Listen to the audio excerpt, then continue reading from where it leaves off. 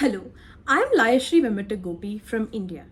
Coming to the barriers that young people face in accessing quality education, the first and foremost barrier is the digital divide.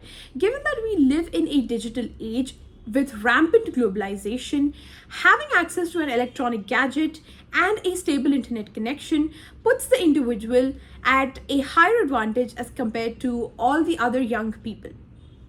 Some of the other notable barriers are lack of recognition of qualifications, information gaps of opportunities and funding, language barriers, where if they're not fluent in English, they're not able to access a certain section of opportunities.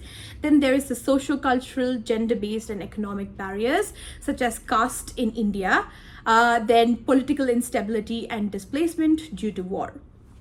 Now, how can we solve these issues through policy interventions? Which is why I think we need to design policies that improve access to online education through subsidized device and internet rentals, creating better digital infrastructure, especially in the global south, in developing countries like India.